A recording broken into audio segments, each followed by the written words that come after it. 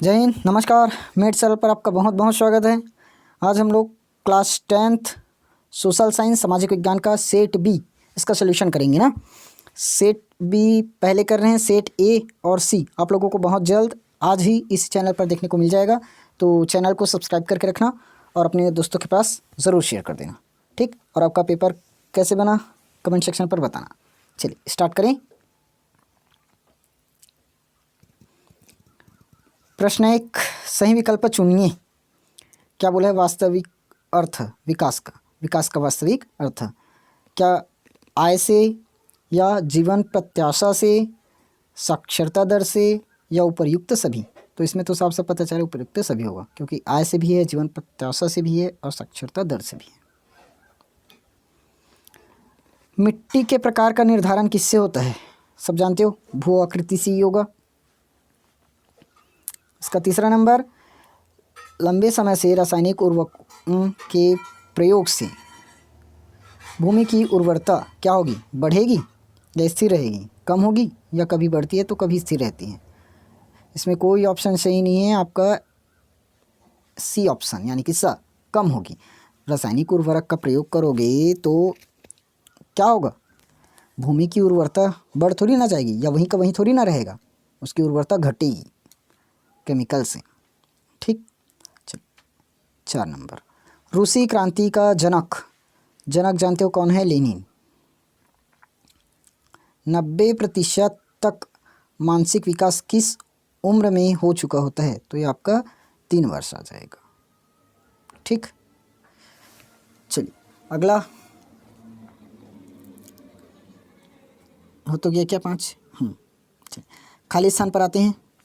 Silent spring पुस्तक के लेखक का नाम? साइलेंट, इसका रेचल कॉर्सन है ना, रेचल कॉर्सन। आप लोगों की बुक में भी दिया होगा, गाइड में भी दिया होगा, ठीक। अब हम तो सोशल साइंस पढ़े बहुत साल हो गया। चलिए, ब्याज दरों का निर्धारण कौन करता है? ये सबको पता है, आरबीआई के द्वारा ही होगा, रिजर्व बैंक ऑफ इंडिया। जन्म के 6 माह तक बच्चों के आहार के रूप में उसको तो दूध ही देना पड़ेगा, आप सही ऑप्शन हो जाएगा। भारत में वयस्क मताधिकार, देखो वयस्क मताधिकार मतलब मत देने की स्थिति, यानी कि वोटिंग का जो उम्र है वो कितना है? 18 वर्ष। आप लोग भी 18 के हो जाओगे तो वोट देने जाओगे ना। चलिए 5वां,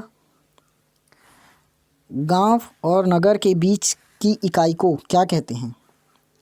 कस्बा, ठीक। उसके बाद चलो खंड सा क्या दिया है? आयकर। आयकर में क्या आ जाएगा आपका? ये प्रत्यक्ष कर पहला का। फिर मनरेगा, इसके अंतर्गत क्या देते हैं? 100 दिनों का रोजगार, ये हो जाएगा दूसरा। एल्यूमिनियम जानते हो क्या है? बॉक्साइट, तो ये तीसरा। चलो चौथा देखो, डिजिटल क्रांति डिजिटल आया, सबसे पता चल रहा है डिजिटल आ गया मतलब इंटरनेट ही रहेगा, या बाकी को लगा दोगे। सुभाष चंद्र बोस, आज़ाद हिंद फौज, एक ही बचा, ठीक। देखो फौज आ गया मतलब सुभाष चंद्र बोस ही आएगा। डिजिटल क्रांति पता चल रहा है इंटरनेट से है, और आयकर कर के हिसाब से प्रत्यक्ष कर डालना था। एल्यूमिनियम तो बॉक्साइट आएगा। अब बचा एक जो नहीं पता, उस पर ही आएगा। इसमें आप लोगों का एक भी नंबर नहीं कटना चाहिए। देखो सिंक क्षमता का अर्थ स्पष्ट करना था। उसके बाद भारत में पाए जाने वाले धात्विक खनिज क्या है, इसको बताना था। फिर 2 मुख्य खरीफ फसलों के नाम लिखना था। बजट सरकार के लिए क्यों ज़रूरी है? सरकार के लिए बजट क्यों ज़रूरी है, विच है बजट में करों की चर्चा क्यों की जाती है। फिर दीर्घकालीन भूख क्या है, इसको बताना था। और देखो 7 से लेकर 10 तक लघु उत्तरीय प्रश्न है, 3-3 नंबर वाला। जनगणना से कौन कौन से आंकड़े प्राप्त होते हैं, पढ़े हो। उसके बाद उपनिवेशीकरण क्या है, उपनिवेशी शासन में भारत कब समाप्त हुआ। उसके बाद सूचना का अधिकार का उपयोग कर जनता पंचायत से क्या क्या सुविधा प्राप्त कर सकती है। वैश्वीकरण से छोटे उत्पादकों को कौन सी चुनौतियों का सामना करना पड़ता है। ठीक, उसके बाद 11वां क्वेश्चन, अगर हिंदू कोड बिल पारित नहीं होते तो भारत में महिलाओं की स्थिति पर क्या प्रभाव पड़ता, ये बताना था। अब 4 नंबर है तो इसमें अथवा तो रहना चाहिए। भाषा आधारित प्रदेश गठन से क्या क्या सकारात्मक प्रभाव हुए। फिर द्वितीय विश्व युद्ध के 4 कारणों का उल्लेख कीजिए। फासीवाद के 4 लक्षण लिखिए। फिर 1914 ईसा में प्रारंभ में हुए युद्ध को विश्व युद्ध क्यों कहा जाता है, इसका पुष्टि करना है। ये कथन राष्ट्रीय संघ की स्थापना के किन्हीं 4 सिद्धांत को लिखना है। क्वेश्चन नंबर 14, नवीनीकरण संसाधन एवं अनवीनीकरण संसाधन में क्या अंतर है, लिखना पड़ेगा। 4 नंबर का है, 4 अंतर कम से कम लिखना ही पड़ेगा। भू अधिग्रहण अधिनियम 2013 पर प्रकाश डालना है।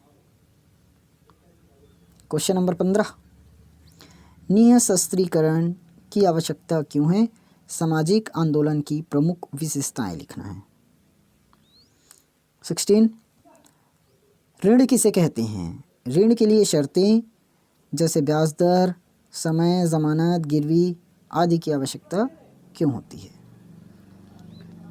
यदि भारतीय रिजर्व बैंक वाणिज्यिक बैंकों पर नियंत्रण नहीं रखे तो मुद्रा और शाख व्यवस्था पर क्या प्रभाव पड़ेगा। 17 और 18 लास्ट 6 नंबर वाला क्वेश्चन।